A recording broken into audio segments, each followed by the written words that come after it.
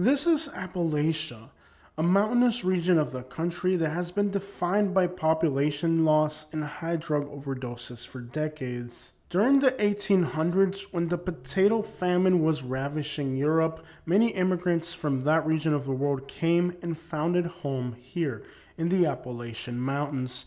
They were looked at as less than desirable by the English in the New England region. Seeking freedom from conflict, famine, and religious freedom, these people came to North America looking to build a new life.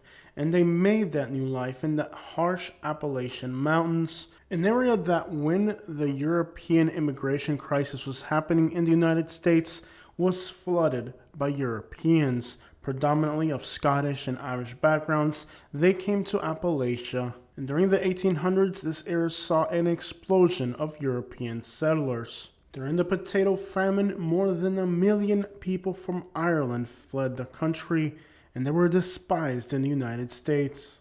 The English believed that these Irish and German immigrants were going to somehow corrode the American values, and their country was being overwhelmed or overcrowded with Catholic immigrants from Germany, from Ireland, and that these individuals were eventually going to hurt the United States or degrade the quality of the country. And just like today, these immigrants led to a political divide. So we can see that the history of Appalachia repeats itself once again. Once again, the waves of unwanted immigrants, now from Latin America, that were previously from Europe, are looked at as a degrading factor. But these immigrants that built Appalachia that we see today are the same immigrants who now look down upon the new wave of immigrants that are fleeing Latin America for what seems like almost the same exact reasons their great-grandparents fled Europe. Seemingly, we can imagine that the first people that came to the United States wanted political freedom, and they also wanted religious freedom. Interestingly enough, the English oppressed the Irish and the Germans for the same reasons they themselves came. The levels of foreign-born population in the United States currently in the last 10 years has reached levels on par as it was in the 1800s when the Irish, Germans, and other European groups were fleeing to North America. Of course, we saw those numbers go down, and eventually by the 1930s, European immigration had come to a slowdown. In the 1970s, the number again started to grow, and today, for the first time in many years, the percentage of the U.S. population that's foreign-born is on par with what it was back in the days of the 1800s when the Irish and Germans were fleeing Europe. But of course, those immigrants today are not going to the same places, that Appalachian mountain range, that the previous Europeans did. Other states like Florida, California, and New York have benefited greatly from immigration, as well as Texas, these becoming the largest states by population.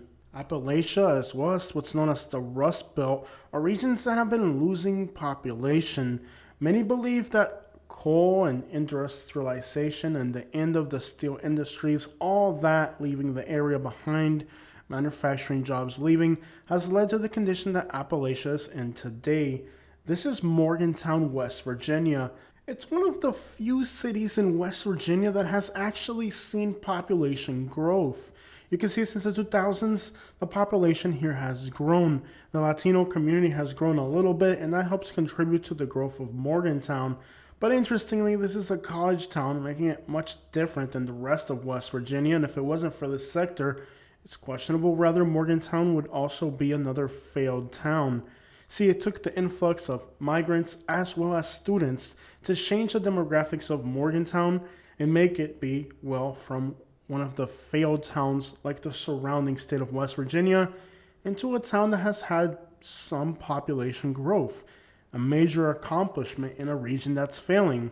And literally for one reason or another, all of the towns in Appalachia that are having positive population growth isn't internal, it's people coming from other places. May it be from other states or may it be from even other countries. The growth isn't internal. Ireland today is one of the best countries to live in the world, and there certainly aren't any more Irish coming to live in West Virginia or anywhere in Appalachia. The growth is coming from Latin America. but they have encountered a lot of hostilities in this region of the country.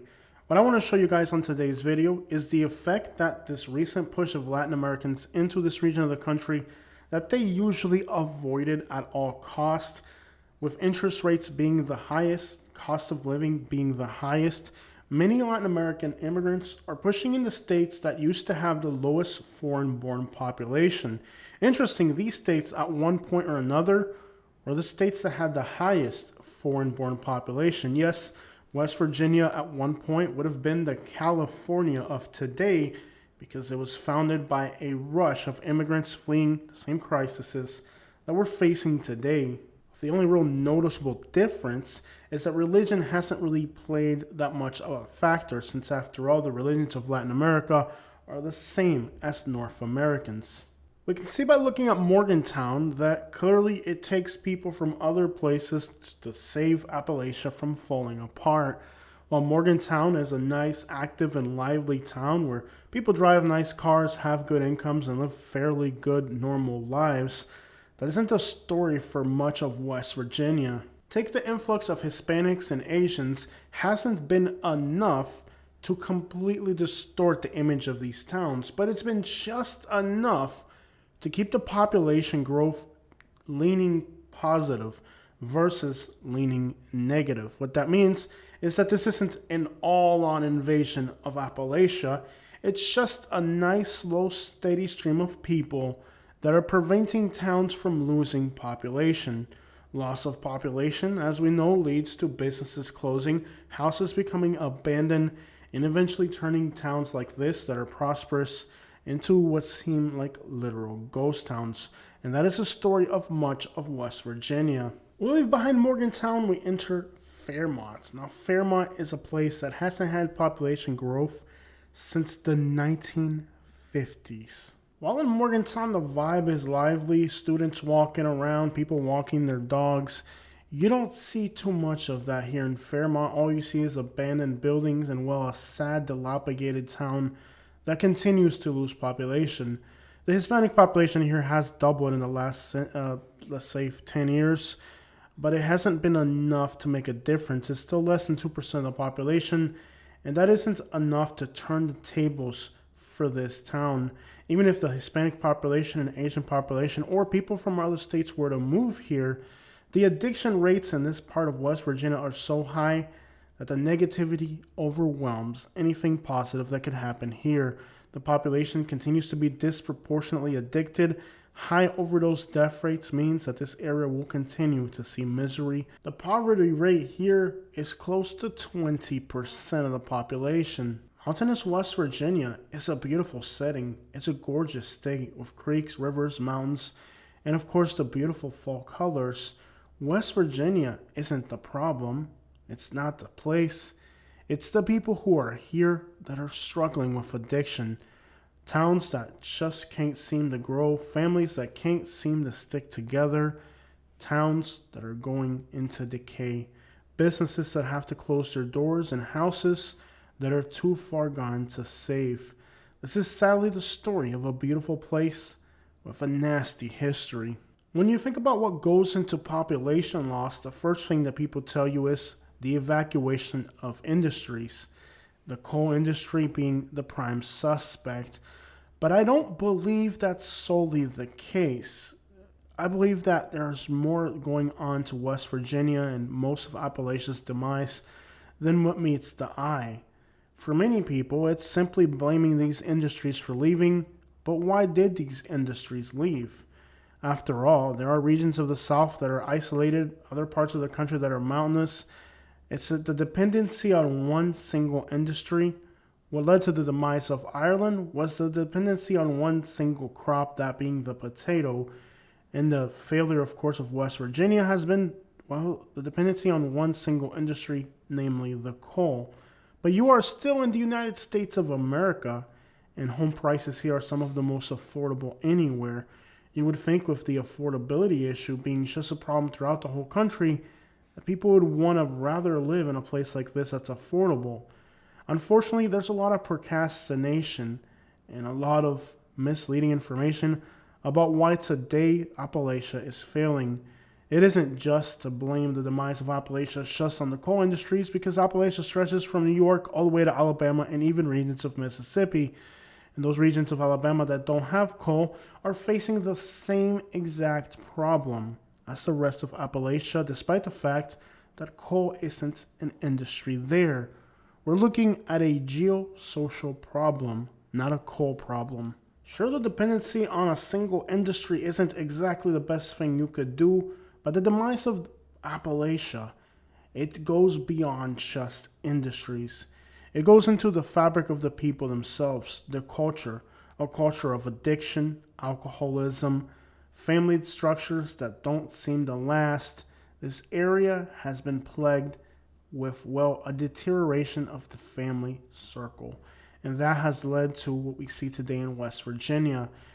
Today, West Virginia and most of the Appalachian Mountains can be a very successful place.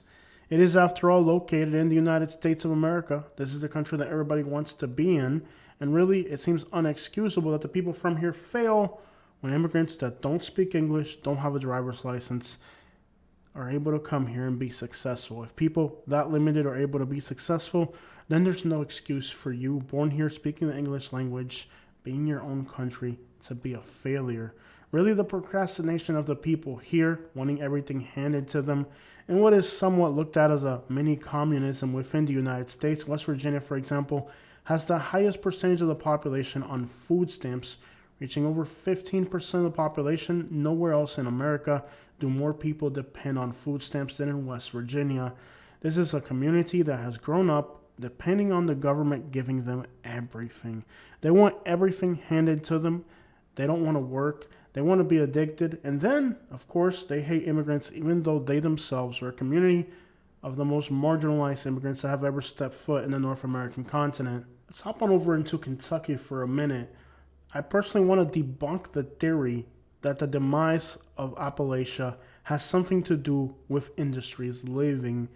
The demise of Appalachia has to do with the culture of laziness, procrastination, and wanting everything handed to them. The lack of effort of these people out here is what's led to the demise of this region.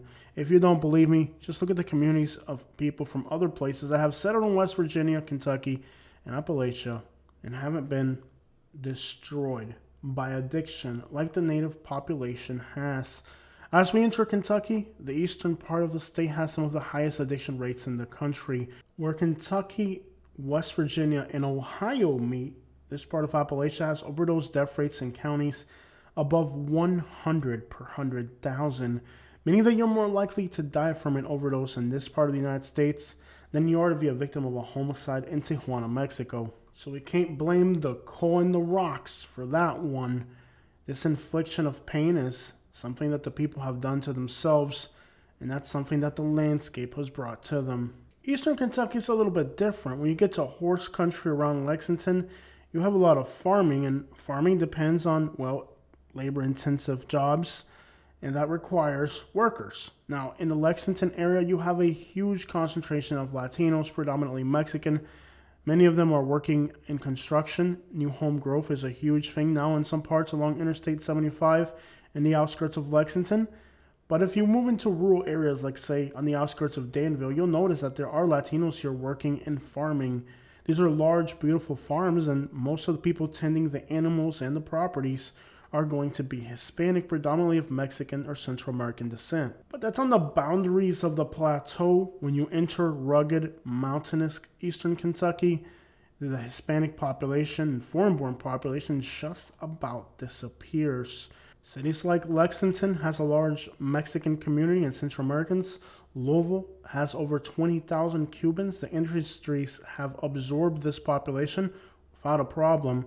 When you move into eastern Kentucky, the Appalachian Mountains, these towns are nearly devoid of anybody that's foreign born. In these areas, the population has been at a demise for a long time, and it doesn't seem like anything's going to convince anyone to move to eastern Kentucky. It's a rugged terrain that makes life difficult, but more rugged than the terrain is dealing with the people. Part of the issue in Appalachia is a distrust and hate of outsiders. And this has kept them secluded and isolated from the rest of the world. And it's really been, well, very detrimental to these communities. It goes just beyond foreigners. It's a region of the country where even northerners, like my wife, have nicknames. Well, if these people don't like their own fellow Americans, how can they like somebody from somewhere else? People have been moving to this region and from Florida and other states that are becoming overpriced, and the locals, well, particularly have a hate for Californians, Floridians, and New Yorkers. People that are moving to Kentucky and Appalachia in general have been dealt with a cold shoulder. They have names for them. They just don't like these people that are moving here simply looking for affordability, are finding a very hostile place to live. But again, we come to the conclusion that if these people don't like their own fellow Americans, how could they possibly like a foreigner? I interviewed a man near Knoxville, Tennessee, and he expressed clearly his hate for Floridians, anybody moving to that region of the country. And of course, he didn't hold back from using derogatory terms to refer to anybody that's of Hispanic backgrounds. And that's really how many people in this region of the country feel about outsiders. But if they're not building, they're not growing, their towns are going to crap, they're not doing anything productive with the Appalachian region, why should the rest of us be afraid to move there? Why should the rest of us not be able to buy these properties, buy these lands, and make a success story out of their failed story? After all, people have reported moving here with their own money buying houses, with their own money buying lands, and then being ran out by locals who don't own those properties. They don't have the right to run people out of their homes, out of their lands that they bought with their own money. But this is the attitude that they have. See, they want this for themselves, and they don't want to let anybody else move in here. If somebody from New York or Florida buys a piece of land here with their own money, they want to run them out. But the problem is, you've been a failure for so long, you don't have the right to hold other people back from coming here and being successful. Anywhere you go, maybe a park, you'll find needles and pipes all over the ground. It seems like you can't even go to a park with your family in eastern Kentucky without having to look out and make sure that they're not walking or driving over needles. That's how pervasive addiction is in this part of the country. It's really a failed region, and despite their failure, they don't want to let the rest of us go in there and make something better out of it. And really, if it wasn't for these people fighting back and scaring people and threatening people and being as hateful and bitter as they are, this region of the country would already been a success story. People would have bought houses here and land in areas that were affordable, built houses, started thriving communities. But when they try to do it, they face opposition, persecution, hate, and of course, they become victims of crime and violence. And law enforcement doesn't seem to help the people that are being victimized. They kind of agree with the sentiment that anything done to keep outsiders out is good for their community. But in the meantime, their communities are suffering more than anywhere in America. And really, eventually, a group of people tough enough will conquer this land. And there will be people that will move to Appalachia that will not be easily scared away. And this land, a beautiful land, will have to prosper once again. How long will these people hoard this land to themselves and ensure that nobody can live here in peace? I lived in Appalachia myself, and one of the most interesting things about this region of the country is their distorted view of wealth. See, they practically believe that the middle class is wealthy. This area has been held back economically for so long that their idea of wealth, I recently had a comment on my Knoxville video saying that Knoxville is a wealthy city. Of course, that's laughable to anybody who's traveled America, but really, for the people in this region of the country, they really do think that Knoxville is wealthy.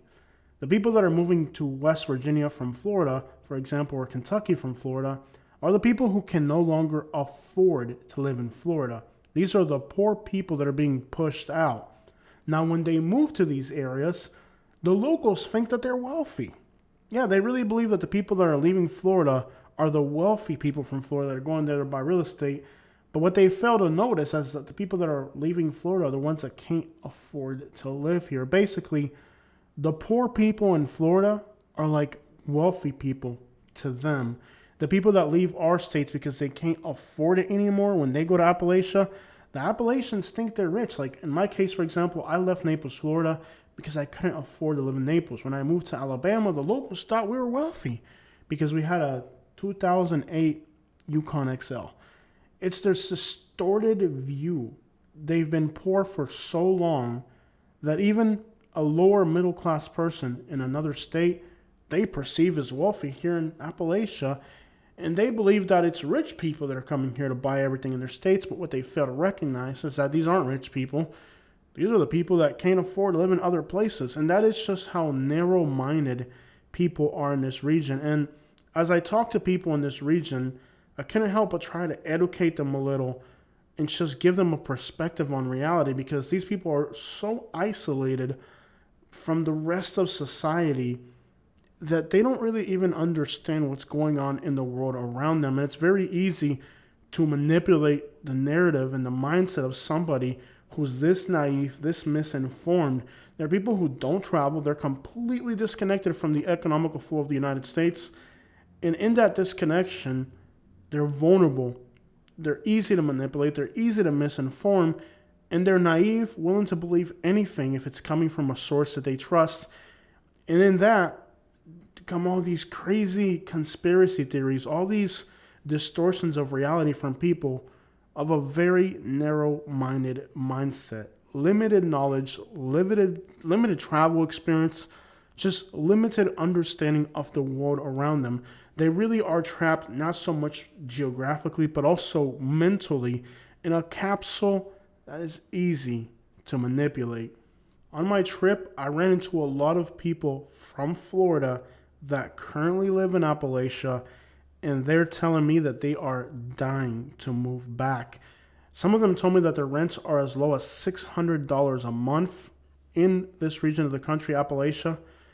And they're telling me that they would rather go back to Florida and pay $2,000 a month if they could just get away from, well, the social, I'm going to call it a casket. It really is a sealed casket when you talk about social interactions with the people here. They're all narrow-minded, hateful, worry of the outside world.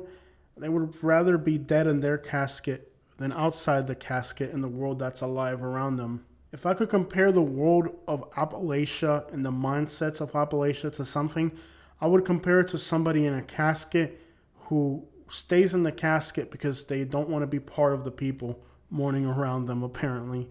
But it's just a crazy idea that people here believe that whatever they got going on is actually the solution, when they fail to notice that in every category possible, this is the most marginalized place in America. And it's so by option, not by necessity, because if you grab people from Florida, California, and Texas, and you put them in West Virginia or Eastern Kentucky, it would be a completely different place because of their work ethic, their desire to live, and just, well, their vibes in general. They're outgoing, positive, hardworking people who aren't going to sit around and wait for a handout, a disability. It's like everybody in this region of the country is just sitting here waiting for a disability check, a handout, but nobody here actually wants to work and do anything. And it isn't a difficult place to live. It's actually affordable. There are jobs if you're willing to work. And if you don't want to work for somebody else, it's easy to be self-employed. But the people here would rather sit around and wait for some type of paycheck. I actually ran into somebody they're right on the Kentucky-Tennessee border. And I wanted to talk to this person and interview them. And they told me that they couldn't do an interview because it would mess up their government check. They're like, oh, if people see me getting interviewed, they're going to assume that you paid me for the interview. And then, I got a government check to worry about. I can't do this interview with you because it could mess up my government check. And I talked to myself. I offered this person $100 for a 10-minute interview. Now, that's a lot of money. But I wish you had seen this character. This character, if you'd seen him, you'd understand. What's up, everybody? Welcome to Iron Gate, Virginia. I was willing to roll the dice on this guy, though, because if you just had seen him, you understand the gamble was worth it. It would have been a great interview. It's just one of those people you only meet in Appalachia. Old beat-up truck, overalls, crazy Appalachian accent. It would have just been a joy to interview this person. But his explanation was, well, I can't mess up my government cheese. And really, this is what holds back a lot of people in Appalachia. It's like they won't move a finger because they're afraid that they'll lose their government cheese. Somebody will report them and they'll lose their food stamps, or they'll lose their SSI or disability. So they become infinitely idle, producing absolutely nothing for society except a living, breathing burden that cashes out every day on the first of the month. And in order to bleed the system dry, they would rather live in poverty because what they're getting is on somebody else. And all that possibility and talent that they had to be an electrician, a plumber, or whatever trade or occupation they could have given us in society, it just sits there waiting for the first of the month. And well, when you have a group of people that are lazy, trying to leech off the system, and here comes a group of people that are hardworking and getting nothing, getting it off the ground fresh, it bothers them. And really the problem with a lot of people that I've encountered in Appalachia is, well, here's a group of people that are coming in. Your towns have been falling and failing for decades now. Somebody moves in and they're doing something productive with their lives. It bothers them. It bothers them to see somebody come in and be successful while they're sitting here waiting for the first of the month. And that's why they hate these people. It's to the point in Appalachia where people who have a little bit of money are going to try to cover it up and deceive other people so nobody can tell they got a little bit of money, because the defamation and the victimization that comes along with it. So if people have money, they've learned to hide it really well. This is Dayton, Tennessee. The Latino community here has literally more than doubled over the last 25 years. And now you're actually starting to see a lot of growth. Now, this town since the 2000s has been losing population, but the Latino community has moved in, and so has construction. It's possibly the construction that's needed in this area that has brought the Latino community here. And well, now, in order to accomplish all of this construction, they got to have workers. And the workers sometimes stay in the areas where they're working in. If there's enough work, they move to the areas. And this area is now starting to see a considerable growth in the Latino community because of the construction industry that needs them there. Now, with Dayton, Tennessee, you have to consider that not all counties are the same. Some of these counties in Tennessee have good overdose death rates below the national average, but you go to the next county over and their overdose rates can be as much as 3 times the national average.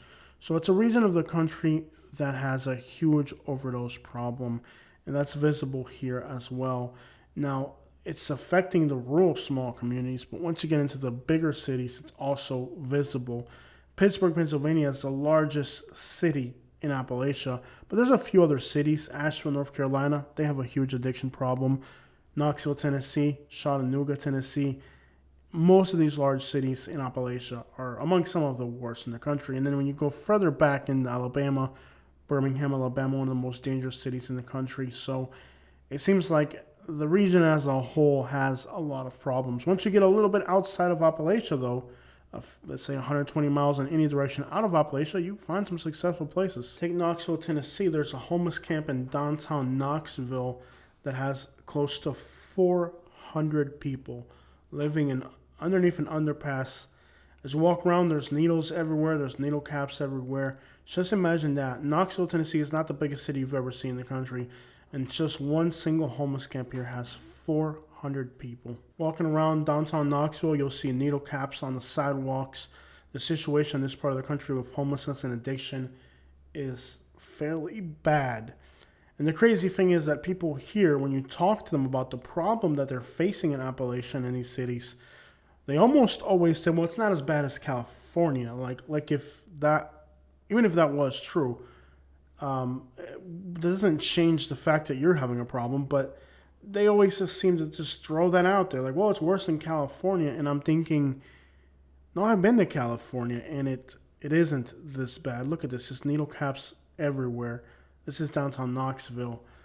Situation here is sad, but the people here always find a scapegoat. Well, if it's not California, is always worse with the addiction, or the immigrants are this. Either the immigrants or California or New York or Florida. They're always blaming somebody else for their problems. And I think part of the problem with Appalachia is just that they're always looking for a scapegoat for their problems and not facing the reality, trying to really accept that they have a problem. And I've always said this on my channel, how can you fix a problem if you're not even willing to acknowledge that it exists?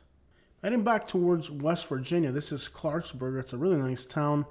Their population of Latinos right now is at 3%. If you go back to 2010, it was 1.6, so it almost doubled in a 10-year period. But you can see that since the 1960s, this town has had nothing but a population decline. And before that, it was nothing but growth. So since the 1960s, West Virginia has been trapped in this perpetual loss of population. Many people are dying from overdoses. Many people are moving to better places. Families certainly aren't growing. West Virginia has been trapped in this cycle of Appalachian poverty and misery, but you're starting to see the Latino population double from one census to the next in a lot of these places. And these are some brave individuals because whether they're legal or not, they're going to be treated as illegal. Doesn't matter if you're Puerto Rican, Cuban, Dominican, doesn't matter how white or black you are. These people hate all outsiders, and to them, we're all Mexicans if we're Latinos. And if you're not from another part of the country, then they have a nickname for you as well. They just hate outsiders. They hate growth. And anybody moving here puts their life on really thin ice, particularly those migrant communities. There's a good chance that they could have repercussions from the hate of the people in this area. So there are definitely some brave individuals that are moving to these places knowing that these communities have not been able to grow in these places in the past, but they're doing it. I'm not going to say it's easy, but they're definitely going ahead and growing in these communities. And what people are looking at in Appalachia when they move here is a scary scenario. One of the most notable issues is in Ohio. Now Ohio's plagued with the same issues. The part of southeastern Ohio that's Appalachian has the same issues we've talked about with all these other states. The most notable story is that of Springfield, Ohio, which is kind of outside of Appalachia, but it just really mirrors the mindset of Appalachian people. We went there recently. But I think they're actually helping us. Okay. And I don't like the lies that people spread about them. And I like the Haitians, don't get me wrong, because they're my brothers and sisters. Don't get me wrong. Crise político. His country's in a crisis right now. De tigre, mafia, gangs, gangster, allá de mi país, nunca salí de la calle. You can't even go outside por kidnapping. They kidnapped you. It would just be a heavier burden on us. So on this road trip, I actually went to Springfield, Ohio, the polemic town. Haitians are moving here. The locals saying that they're doing all these horrendous things. And, well, we went there. We saw... Now, I've been to Springfield, Ohio before. It was a town that was practically becoming a ghost town. But now there's restaurants popping up. I mean, you couldn't count how many new businesses have popped up in this town because some Haitians moved here. Now, people say 30,000 Haitians moved here. It's not 30,000 Haitians. If it was 30,000 Haitians... it would be a completely different picture. It's not that many Haitians. It might be 3,000 to 4,000 Haitians at most. But they have started a crap load of businesses. I'm talking restaurants, money shipping centers, grocery stores. And we saw neighborhoods in South Springfield, which is mostly the black area where the Haitians moved into. And this area, it was a ghost town many years back. And now you go back and you see that there's businesses going in. I mean, don't get me wrong, it's still a decrepit town with a long way to go, but you can see the economical impact that these immigrant communities have had in Springfield and revitalizing a town that was completely going to crap to where now it's a town that at least these plazas aren't empty. Now we talked to the people of Springfield. We heard both sides of the story. We talked to people like this lady who believes that the Haitians are destroying her country and her community. And that whole narrative, she ran with that. That's her personal perspective. Now she's, as you can see, digging through the garbage for cans while in her little vicinity are brand new thriving Haitian businesses. That's her perspective. Lots of litter. Now we know that people do like to litter as a sign of disrespect when immigrant communities move in. The racist people would litter to kind of disrespect these neighborhoods to make them look trashier than what they really are. So this is what's happening in Springfield, Ohio. People that are Americans are digging through the garbage, while people that are from other countries are opening businesses. And a lot of times there's a misconception, like even Haiti is a poor country, but if you watch videos from Haiti, there's YouTubers that go and they do videos in Haiti. That Boy Lens is a great YouTuber. They have houses and they don't have mortgages. They have cars and they don't have banks, and they have nice cars nicer than the ones we have here as well. Not everybody in Haiti is suffering, and these people do have money in their home countries. Like, not everybody that comes here is starving. That's a very misleading narrative. The United States offers an easier platform to get to the money, but it doesn't mean that people in other countries don't have money at all. And we talk to people here, like this gentleman who told us that the police is pulling them over, they're getting tickets, they're dealing with a lot of pressure from the community, and all they're trying to do is work hard. So that's both sides of the coin for you. And we talk to individuals like this girl here. She is literally outside of this Haitian grocery store and restaurant, and the Haitian people help her. So, a lot of poor people in Appalachia think that these are things that belong to them that are being taken away. But in reality, that's not the case. These are poor people just like you, and they're fighting to get their own. People in Appalachia wouldn't believe how much you can accomplish with hard work and dedication. Instead of sitting around waiting for benefits, waiting for the first of the month, if you just put everything you got, effort and dedication is practically something people in this part of the country haven't figured out. But if they figure it out, maybe they can figure out how productive and successful a human being can be when they put in effort. The growth of the Latino community in Appalachia is a small thing. It isn't massive. And in the towns where it has been massive, it's led to a lot of hurt feelings among the local population. But hurt feelings of people who are very poor and think that whatever these people have belongs to them. But that's been the mindset of people in Appalachian Mountains for a long time. There's other people who recognize the economical improvements that these regions are having thanks to the influx of these migrants. They sure couldn't do it with a local working population that doesn't exist. Appalachia is a region that is slowly starting to change. People from other states are moving here, and other countries as well. They're finding a hostile place. I personally wouldn't want to live that experience. I'd rather move to a place that's already got everything in place for me, not try to carve out a miserable existence among people full of hate for outsiders. But many people are taking that risk, and they are doing it. And we're starting to see I wouldn't say growth, but I would say a stop in decline in the places that are allowing these people to forge a small path of their own in an area that's been hostile to outsiders. Interestingly, though, this area seems to have forgotten its own roots and where it came from. These people ended up in Appalachia because they weren't welcomed in the more prosperous cities in the Northeast way back in the day. History seems to repeat itself in West Virginia. Currently, there is a growth of Latino communities, and eventually some of these communities will become very large and significant. But as we've seen in Springfield, Ohio, comes with a lot of pushback. After visiting Springfield, Ohio before and after, I would say that it looks like Springfield, Ohio has made a lot of progress thanks to these people, and that now their town actually has a chance. But try to convince some of the locals about that situation.